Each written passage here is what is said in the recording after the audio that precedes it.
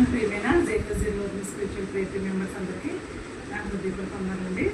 ఈ దినానికి ఏర్పాటు చేయబడిన వాటి భాగము యోహాను సువార్త 14వ అధ్యాయము 1 నుంచి 16 వచనాలండి. ఈరోజు ధ్యానించుకుందాం.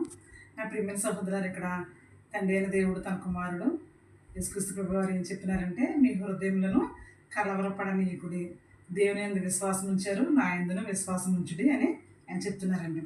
నా ప్రియమైన సహోదరు, ఆయన ఏమంటున్నారంటే, నేను వెళ్తాను, వెళ్ళి నా తండ్రి దగ్గర స్థలం సిద్ధపరచడానికి నేను వెళ్తున్నాను, వెళ్ళి అక్కడ నేనున్న చోటని మీరుండలాగా నేను మిమ్మల్ని తీసుకెళ్తాను అని చెప్తున్నారు అనమాట.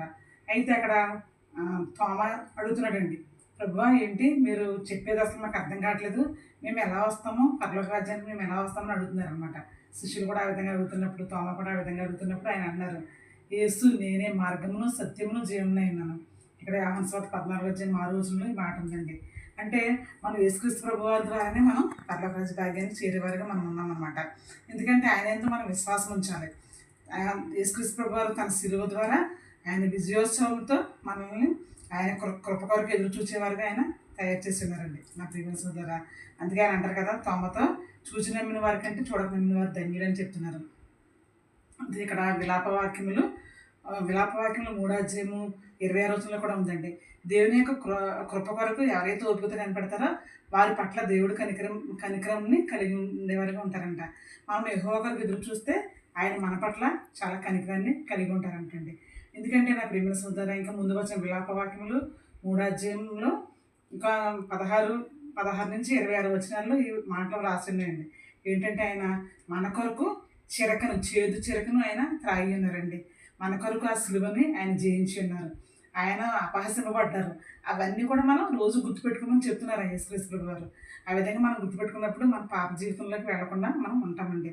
అందుకని ఆ ప్రియమైన సోదరులారా, ఇక్కడ హెబ్రీయులకు రాసిన పత్రిక 4వ అధ్యాయంలో కూడా ఈ మాటలు రాయబడి ఉన్నాయండి. ఏంటంటే ఒకసారి చూడండి, హెబ్రీయులకు రాసిన పత్రిక 4వ అధ్యాయము మన ప్రధాన యాజకుడు మనతో మన యొక్క జీవితంతో ఆయన సహానుభావం లేనివాడిగా కాదంట. అంటే ఆయన మన వల్లనే ఆయన శోధింపబడ్డాడు. ఏమంటే హెబ్రీయులకు రాసిన పత్రిక 14వ అధ్యాయము 16వ వచనంలో ఈ మాటలు రాయబడ్డాయి. 14 నుంచి 16 వచనాల్లో ఈ మాటలు రాయబడ్డాయి. మన ప్రధాన యాజకుడు మనతో సహానుభావం లేనివాడిగా లేడంట. ఆయన ఆకాశ మండలం గుండా ఏ విధంగా అయితే ప్రయాణం చేస్తున్నారో అట్టి రీతిగానే తిరిగి రాబోతున్నాడు. ఆయన వచ్చినప్పుడు మనం అందరం ఎత్తబడేవారిగా మనం ఉండేవారిగా మనం ఉండాలన్నమాట అండి. అయితే ఆయన యొక్క రాక కొరకు మనం సంతోషంతో ఎదురు చూసేవారిగా ఉండాలి. ఇంకా ఆయన చెప్తున్నాడు, మన వల్లే ఆయన మన యొక్క